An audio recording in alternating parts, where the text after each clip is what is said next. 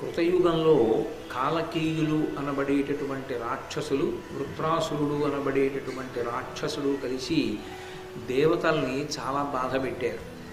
దేవతల్ని చాలా బాధ పెడితే ఆ దేవతలందరూ కలిసి చతుర్ముఖ బ్రహ్మగారి దగ్గరికి వెళ్ళారు. ఇది పురాణంలో ఎప్పుడూ ఎక్కడా జరిగేటటువంటి విశేషమే. దేవతల్ని రాక్షసులు బాధ పెడుతుంటారు. దేవతలకి రాక్షసులకి ఎప్పుడూ యుద్ధం జరుగుతుంది. అది బాహ్యంలోనే అనుకోక్కర్లేదు. దేవతలకి రాక్షసులకి యుద్ధం అంటే దేవతలు అంటే దివ్వు ప్రకాశము కలిగిన వారు అని. మంచి బుద్ధులు మంచి వృత్తులు దేవతలైతే, చెడు సంకల్పాలు చెడు బుద్ధులు రాక్షసులు. ఈ రాక్షసులకి దేవతలకి సంగ్రామం బయట ఎలా జరుగుతుంటుందో లోపల కూడా అలాగే జరుగుతుంటుంది ఎప్పుడు. ఇందులో దేవతలకు గెలిస్తే అభ్యున్నతి పథం వైపుకు పెడతాడు, రాక్షసులు గెలిస్తే పాడైపోతాడు.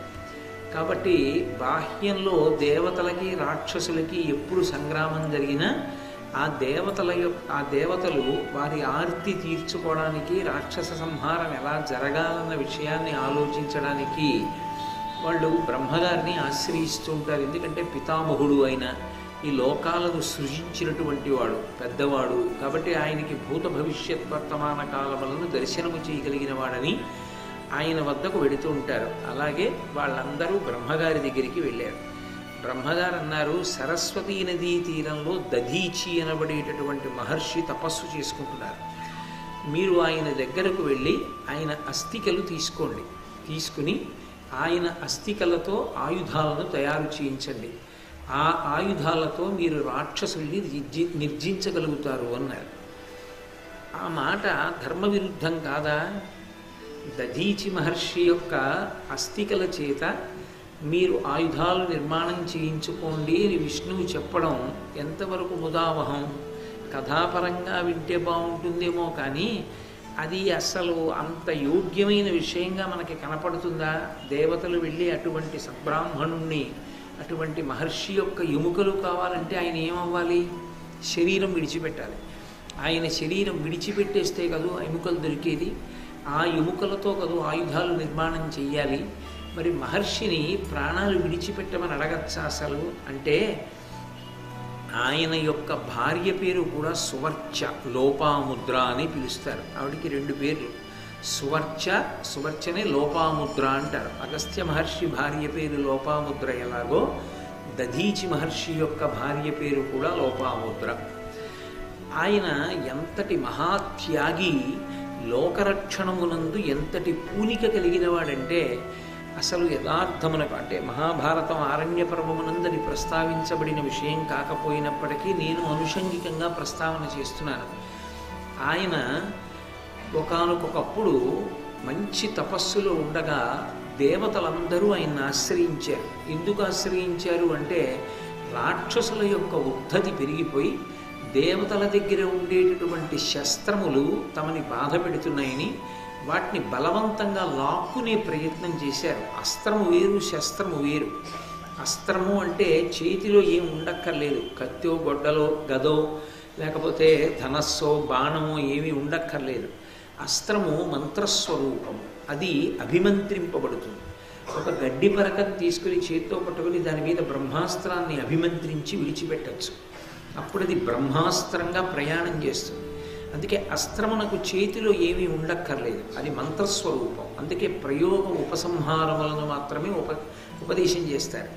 ఆ ఉపదేశం చేస్తే ఆ ఉపదేశం పొందినటువంటి వాడు ఆ మంత్రములను ఆమ్నాయం చేసి ఎప్పుడు అవసరమో అప్పుడు ఆ అస్త్రాన్ని దేని మీదకి అభిమంత్రిస్తాడో అదే అస్త్రంగా మారిపోతుంది, ఆ శక్తిని పొందేస్తుంది. అది గడ్డి పరక కావచ్చు. శ్రీరామాయణంలో రామచంద్రమూర్తి ఒక గడ్డి పరకని తీసి దాని మీద బ్రహ్మాస్త్రాన్ని అభిమంత్రించారు. అలా విడిచిపెడితే దాన్ని అస్త్రము అంటారు. అందుకే బ్రహ్మాస్త్రము, వారుణాస్త్రము, అగ్నియాస్త్రము, రౌద్రాస్త్రము ఇవన్నీ కూడా మంత్ర సంబంధములు. శస్త్రములు వేరు. శస్త్రము అంటే దానికి ఒక శక్తి ఉంటుంది. ఇప్పుడు శార్ంగము అని ఒక ధనస్సు, అది ఒక్క శ్రీ మహావిష్ణువే పట్టుకుంటారు. గాంధీవము అర్జునుడు పట్టుకుంటాడు. పినాకము పరమశివుడు పట్టుకుంటాడు. నందకము శ్రీ మహావిష్ణువు పట్టుకునేటటువంటి ఖడ్గం. అలా ఒక్కొక్కళ్ళ దగ్గర ఒక్కొక్క ఆయుధం ఉంటుంది. ఈ ఆయుధం పరమశక్తివంతమై ఉంటుంది. అది ఒక పట్టాన భేదింపబడదు, చాలా శక్తివంతంగా ఉంటుంది. అందుకని దాన్ని లాక్కునే ప్రయత్నం చేశారు రాక్షసులు. దేవతల దగ్గర ఉన్నటువంటి శస్త్రములను మేము లాగేసుకుంటామని. వాళ్ళ దగ్గర ఉన్న అంత గొప్ప గొప్ప శస్త్రములు పోతాయేమోనని వాళ్ళు పట్టుకెళ్ళి దధీచి మహర్షికి ఇచ్చేశారు. దధీచి మహర్షి దగ్గర రాక్షసులు పుచ్చుకోలేరా? పుచ్చుకోలేరు. ఎందుచేత అంటే ఆయన బ్రహ్మ తేజస్సు అటువంటి. అసలు ఆయన కళ్ళు మూసుకుని జపం చేసుకుంటుంటే ఆయన్ని చెనకే ప్రయత్నం కూడా చేయలేరు.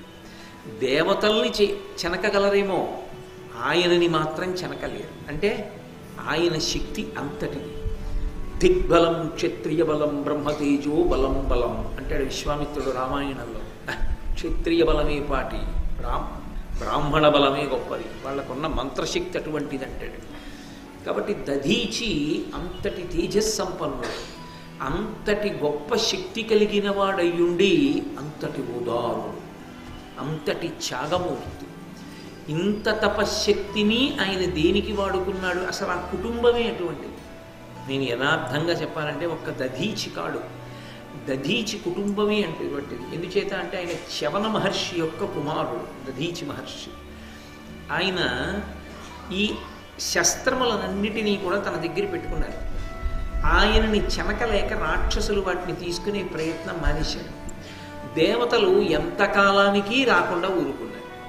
వాళ్ళు రారు, పట్టుకెళ్ళరు.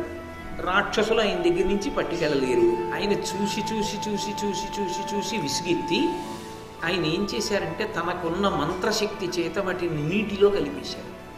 కలిపేసి లోపలికి వచ్చేసుకున్నారు. అవి ఇక పోతాయేమోనన్న భయం, తన యందు దోషం రాదు. అవి పుచ్చేసుకుంటే అవి లోపలికి వెళ్ళిపోయింది ఆ నీరు. అది లోపలికి వెళితే దానికి ఒక లక్షణం ఉంటుంది, కొంత భాగం విసర్జింపబడాలి కదా మళ్ళీ.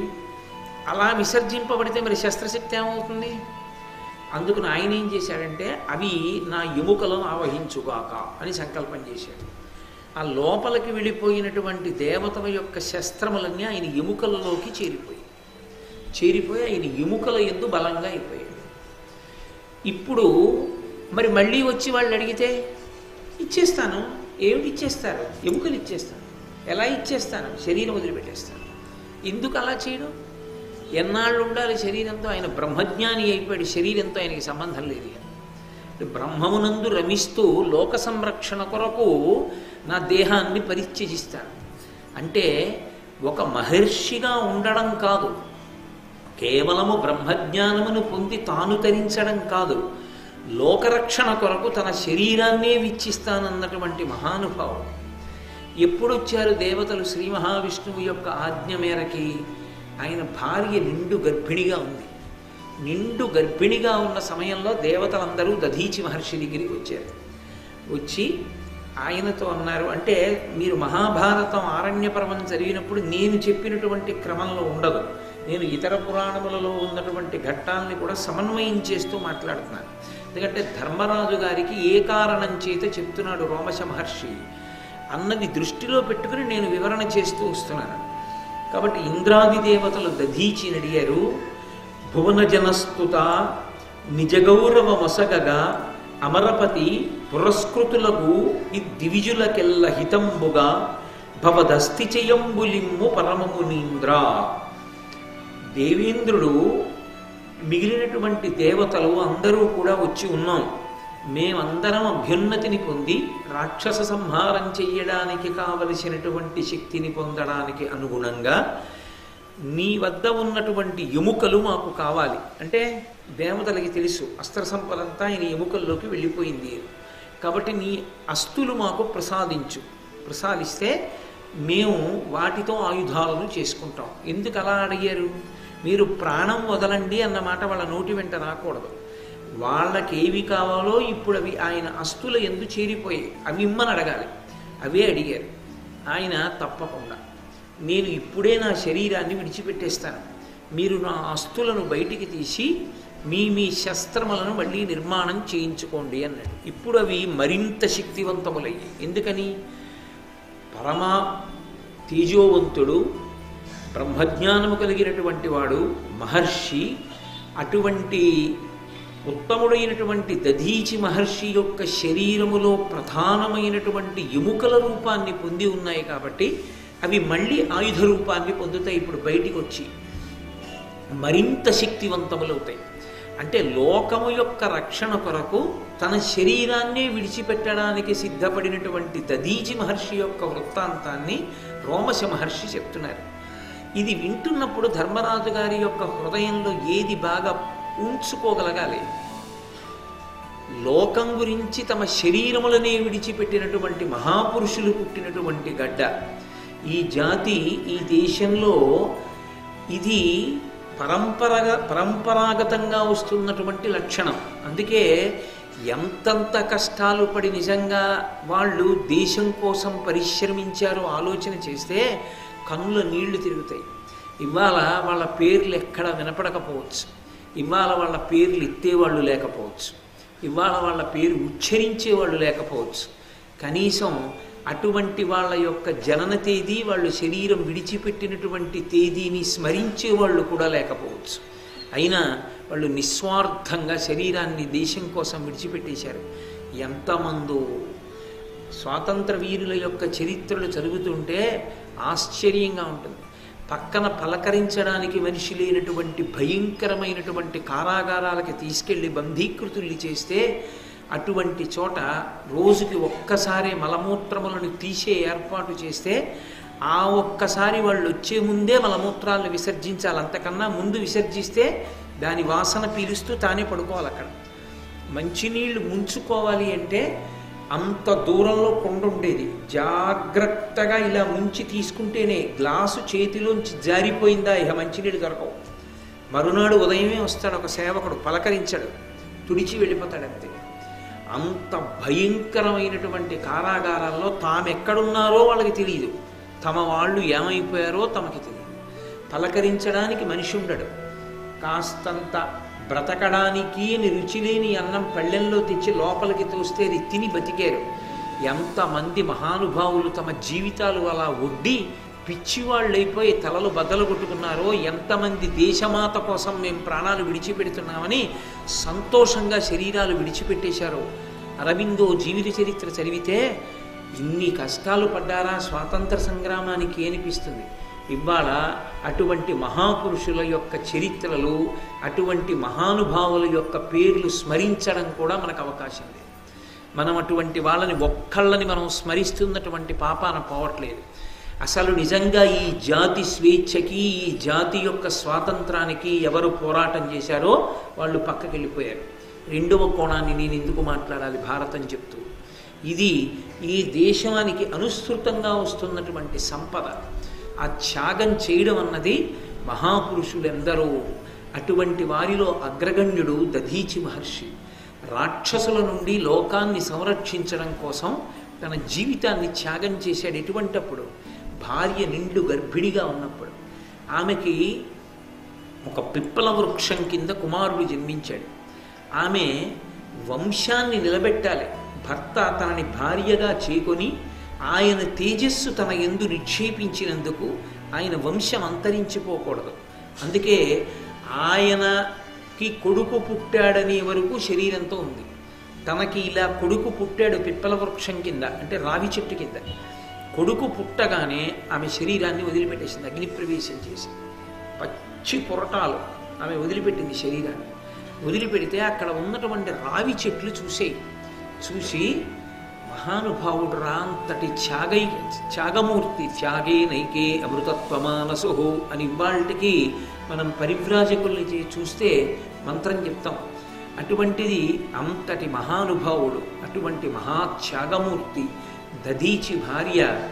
ఆ తల్లి లోపాముద్ర శరీరాన్ని విడిచిపెట్టింది. అందుకని తప్పకుండా ఈ పిల్లవాడిని కాపాడాలని ఆ రావి చెట్లన్నీ కూడా తమ యొక్క దివ్యమైన గాలి విసురుతూ చంద్రుణ్ణి ప్రార్థించే ఈ పిల్లవాడిని బ్రతికించమని. చంద్రుడు సుధాకిరణుడు కనుక అమృతధారల్ని కురిపించాడు. ఆ అమృతధారలు తాగి బతికాడు ఆ పిల్లవాడు. ఆ పిల్లవాడే పిప్పలాదుడు. అందుకే పిప్పల వృక్షం కింద బ్రతికాడు కాబట్టి ఆ పిల్లవానికి పిప్పలాద మహర్షి అని పేరు వచ్చింది. అంతటి మహాత్యాగమూర్తి దధీచి అంటే. అయితే ఈ క్రమాన్ని నేను కొంతవరకు, అంతా చెప్పానని కాదు, కొంతవరకు అవసరమైనంత మేర ఇతర పురాణముల నుండి కలపడం జరిగింది. ఆ వైభవం ఏమిటో, ధర్మరాజు గారి మనస్సు ఎంత ఆర్ద్రత పొంది ఉంటుందో. త్యాగం అంటే ఇలా ఉంటుందా? లోక సంరక్షణ కొరకు ఏదైనా విడిచిపెట్టడం అంటే, చిన్న పని చేస్తే ఏదో మహాత్యాగం చేశామనుకుంటాం. తమ శరీరాలనే విడిచిపెట్టేసినటువంటి మహాపురుషులు ఉన్నారు. కాబట్టి ఆయన ఆ దధీచి మహర్షి విడిచిపెట్టినటువంటి శరీరములో ఉన్నటువంటి ఎముకలను పైకి తీస్తే వాటిలోంచి ఆయుధములను నిర్మాణం చేశారు. త్వష్టయంత నూరుధారల రమ్యమై అనలకనకరాళమైన వజ్రమొనర చేసి దీన నూర్వము దైత్యులననుచు ఇచ్చెదాని నమరపతికి. ఆయన ఎముకలలోంచి తయారు చేశాడు త్వష్ట. ఆయన 100 ధారల చేత, అంటే అనేకమైనటువంటి అంచులు కలిగినటువంటిదై రమ్యమై నిప్పురవ్వలని తొణికిసలాడుతూ వాటిని కురిపిస్తూ, నిప్పురవ్వలు కురిపిస్తూ శత్రువుల్ని సంహారం చెయ్యగలిగినటువంటి వజ్రాయుధాన్ని తయారు చేసి ఇంద్రుడికిచ్చాడు ఆ దధీచి యొక్క ఎముకల చేత. అలాగే అనుపమ దివ్య శస్త్రధరులైన అమర్చుల కాహవంబులో మొనయక కాలకేయులు సముద్రము చొచ్చి దివంబులెల్ల నవ్వనది అడంగియుండి బలవంతులు వెల్వడి రత్రులెల్ల భోజనులకు బాధసేయుచు భృశంబుగ నుండిరి క్రూరచిత్తులై. ఈ వృత్రాసురుడు సంహరింపబడిన కాలకేయులు అనబడేటటువంటి రాక్షసులు, వాళ్ళ తండ్రి మరీచి మహర్షి. అదో విచిత్రం. మహర్షులకు కూడా అటువంటి సంతానం లభించింది. వాళ్ళు శాపగ్రస్తులై కాలకేయులయ్యారు. మరీచి మహర్షి, ఊర్ణనాభి వాళ్ళిద్దరి పుత్రులే ఒకానొక సందర్భంలో ఆ కంసుడు మొదలైనటువంటి వాళ్ళగా కూడా ఆ కంసుని యొక్క కుమారులుగా వచ్చి శరీరాన్ని విడిచిపెట్టడం కూడా జరిగింది. కాబట్టి ఆ మరీచి మహర్షి యొక్క కుమారులైనటువంటి వాళ్ళు ఈ కాలకేయులు రాక్షసులు. వాళ్ళ తల్లి పేరు కాలక. కాలక అనబడేటటువంటి స్త్రీ యందు జన్మించారు వాళ్ళు. అటువంటి కాలకేయులు దేవతలని బాధ పెట్టేటటువంటి వాళ్ళై లోకానికి అంతటికీ ఇబ్బంది కల్పించారు. వాళ్ళు ఎంత ఇబ్బంది కల్పించారంటే వాళ్ళు ఒక సిద్ధాంతాన్ని నమ్మారు. ఏం నమ్మారంటే వాళ్ళు అన్నారు, విద్య, తపస్సు, ధార్మికమైన నడవడి, ఈ 3 కలిగిన వాళ్ళు ఎవరుంటారో వాళ్ళ వలన ఈ భువనములు నిలబడుతూ ఉంటాయి. అది కారణం. మహాభారతాన్ని చదువుకున్నప్పుడు అర్థం చేసుకోవలసిన పరమరహస్యం అది. ఈ ప్రపంచం ఇంకా నిలబడుతోంది, భూమి నిలబడుతోంది అంటే ఎవరి కారణంగా నిలబడుతోంది అంటే భూమికి బరువు అయిపోయారు ప్రజలంటారు. అమ్మకి ప్రజలు బరువు అయిపోవడం ఏమిటి? అమ్మకి ప్రజలు బరువు ఎవరు? భూదేవికి. భూదేవికి బరువు ఎప్పుడైపోతారంటే పాపం ఎక్కువైపోతే ఆవిడికి బరువు అయిపోతుంది.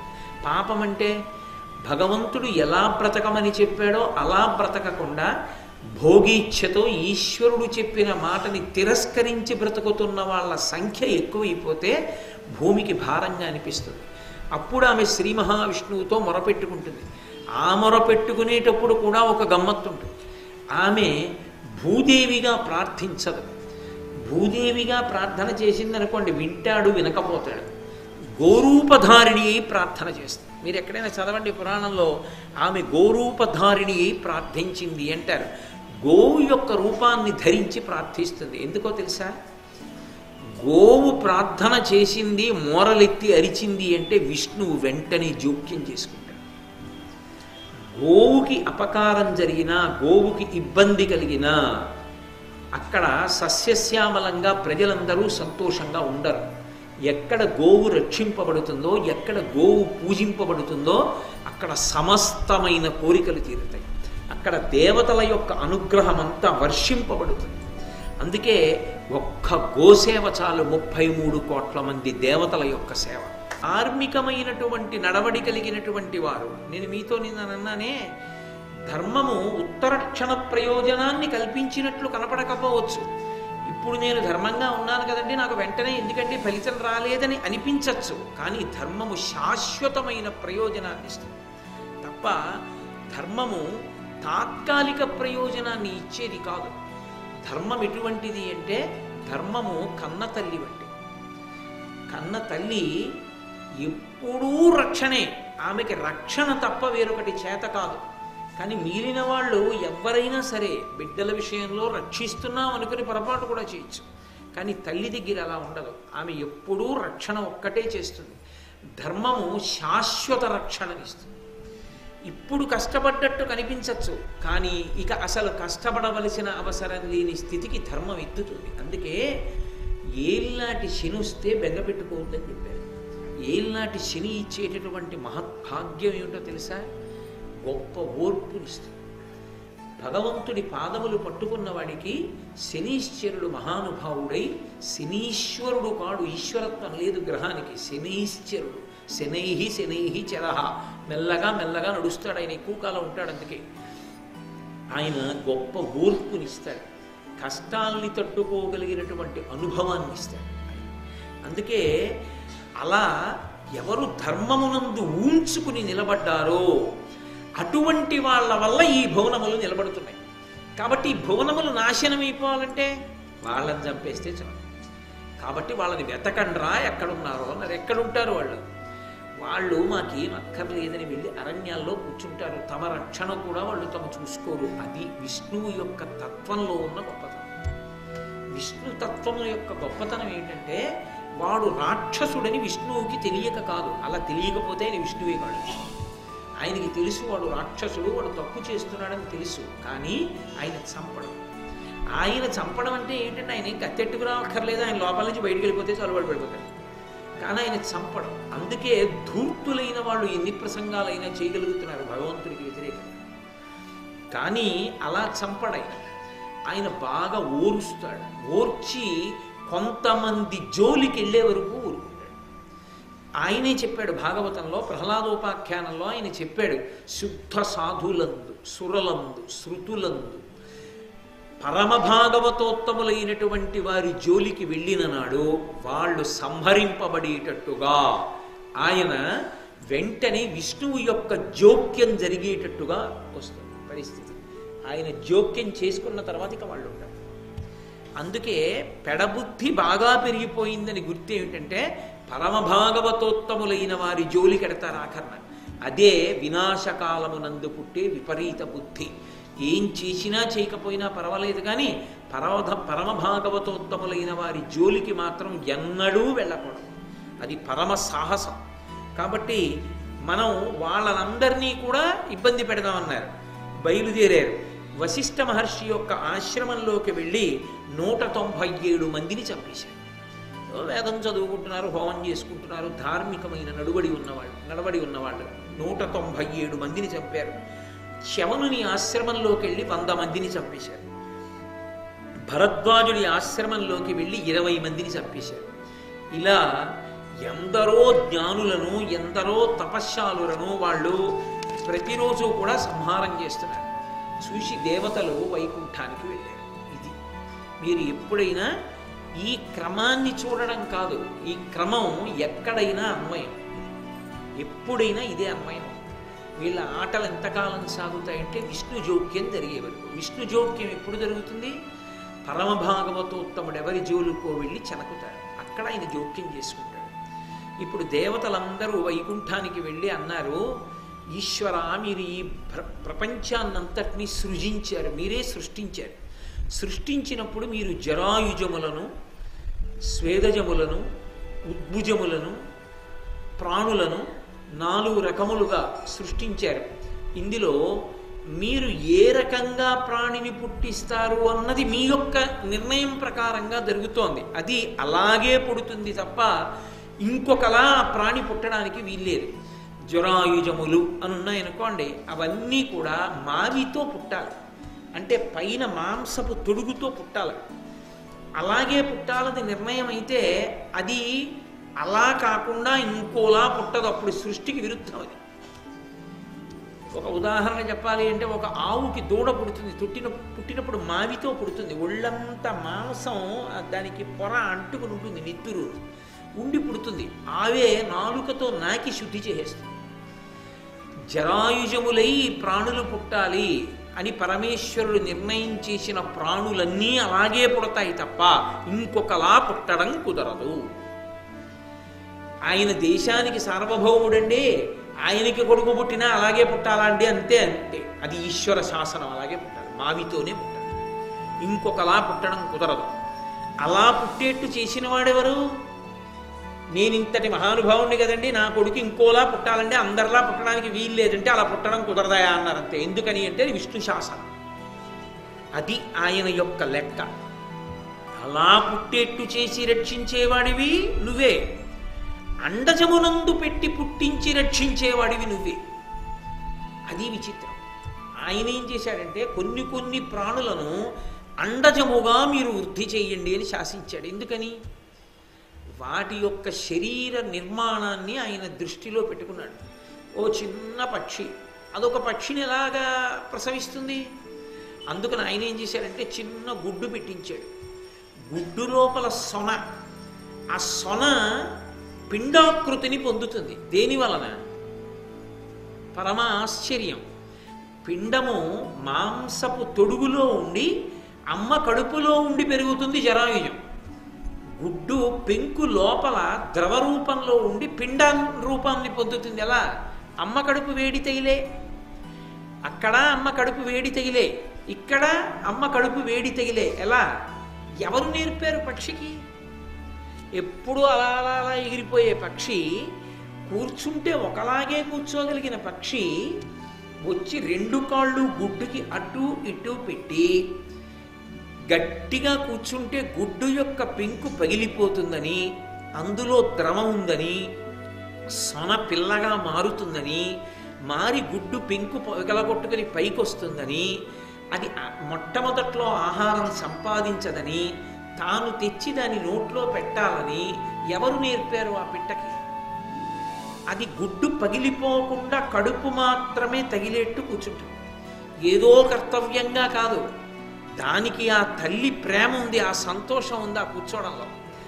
ఆ గుడ్డు పెంకు దాని కడుపుకి తగిలినప్పుడు దాని వేడి పెంకుకి తగిలి, పెంకు యొక్క వేడి సొనకి తగిలి సొన పిండాకృతిని పొందుతుంటే, కడుపులో బిడ్డ పెరిగి పెద్దవాళ్ళు అవుతుంటే తంతుంటే తల్లి పొంగిపోయినట్టుగా ఆ పెంకు లోపల ఉన్నటువంటి ద్రవం పిండాకృతిని పొందుతుంటే పక్షి మైమరచి కళ్ళు మూసుకుంటుంది. పక్షి గుడ్డుని పొదగడం బొమ్మ గీయగలరేమో, గుడ్డుని పొదుగుతున్నప్పుడు పక్షి పొందుతున్న ఆనందాన్ని బొమ్మ గీయగలరా? గీయలేరు. అది ఒక్క విష్ణువు యొక్క శాసనం, ఆయనకే తెలుసు. అది ఆయన చిద్విలాసం అంటే. ఈశ్వర, మీరు పెట్టిన ప్రజ్ఞ, లేకపోతే దానికి ఎలా తెలుసు? ఏదైనా కనపడితే ముక్కుతో కొడుతుంది, తన గుడ్డుని మాత్రం కొట్టదు. అంత ఉద్దికగా పొదుగుతుంది, అంత జాగ్రత్తగా. అక్కడ పడేసిన దూది, ఇక్కడ పడేసిన బట్ట ముక్క తీసుకొచ్చి గుడ్లో వేసి అందులో ఏ పుల్ల ముక్క గుచ్చుకోకుండా గుడ్డును పెట్టి పొదుగుతూ ఆ పెద్దదైనటువంటి గుడ్డుని బద్దలు కొట్టుకుని చిన్న పిల్ల పైకొచ్చి రెక్కలు రానిది నోరొక్కటి విప్పితే ఎక్కడికో వెళ్ళి తీసుకొచ్చి ఆ ముక్కుతోటి దాని నోట్లో గుచ్చుకోకుండా ఎర్రగా మాంసంతో చిన్న నాలుకతో అది ఇలా విప్పి మూసే లోపల తన నోట్లో ఉన్న ఆహారపు కణికని దాని నోట్లో పెట్టి అది మింగే లోపల మళ్ళీ వెళ్ళి ఇంకొకటి తెచ్చి ఇంకో పిల్లకి పెట్టుకుంటుంది. పెట్టిన పిల్లకే పెట్టడం కాదు, ఏ పిల్లకి పెట్టిందో దాన్ని వదిలి రెండో పిల్లకి పెట్టుకుంటుంది, మూడో పిల్లకి పెట్టుకుంటుంది. పక్షికి ఆకలి ఎక్కువ, తను తింటూ పిల్లలకి పెట్టుకుంటూ పిల్లల్ని పోషించి పిల్లలకి రెక్కలు వచ్చి ఎగిరిపోతే వెళ్ళిపోయారని బెంగ పెట్టుకోకుండా తన జీవనం తాను చేసుకుంటుంది. ఈశ్వర, ఎక్కడ నుంచి పెట్టారు ఇదంతా? ఏమి అద్భుతం అసలు ఈ సృష్టి! ఈ జ్ఞానం మేము వెళ్ళి పక్షులకి బోధ చేశామా? మనం ఏమైనా ట్రైనింగ్ క్లాస్ పెట్టామా? ఎలా వస్తోంది ప్రతి పక్షికి? మహానుభావుడు బసవపురాణంలో పాల్కురికి సోమనాథుడు అంటాడు, ఎక్కడ ఒక మొగ్గ విచ్చుకుంటే పువ్వు, మనం విప్పితే పసరిక కంపు. అదే మల్లె మొగ్గ తనంత తాను విచ్చుకుంటే సువాసన. ఆమె కన్య, ఏమీ తెలియనిది. పసిపిల్లవాడికి అక్క మల విసర్జన చేస్తే వాడి రెండు కాళ్ళు పైకెత్తి పట్టుకుని వాడి అవయవాన్ని తుడుస్తుంటే, అబ్బా అక్క అలా ఎలా తుడుస్తావే అన్న చెల్లి తనకి పిల్లలు పుడితే, ఏమే మరి నన్ను ఆ రోజుల్లో అనేదానివి అంటే, ఏదో అన్నాను కానీ వీడు నా బంగారు తండ్రి అంటుంది. మరి ఒక కన్యలో మాతృప్రేమ ఎలా దాగింది అంటే, ఆయన అన్నాడు మొగ్గలో పువ్వు దాగి ఉన్నట్టు సువాసన దాగి ఉన్నట్టు అన్నాడు. కన్యలోనే తల్లి దాగి ఉంది, అది ఈశ్వర శాసనమైనప్పుడు పరిమళిస్తుంది. కాబట్టి ఈశ్వర జరాయుజములను, అండజములను, స్వేదజములను సృజించారు మీరు. అదో అద్భుతం. అసలు పురుష ప్రాణి లేదు, స్త్రీ ప్రాణి లేదు, రెండిటి మధ్య సమాగమం లేదు. చెమట పడితే చెమటలోంచి పుట్టిందంతే. పేలు చెమటలోంచి పుట్టేస్తాయి, చచ్చిపోతాయి. స్వేదజాన్ని చెమటలోంచి పుట్టిన ప్రాణి ఎక్కడ పుట్టిందో అక్కడే ఆహారం తిని పెరిగి పెద్దదైపోతుందంతే.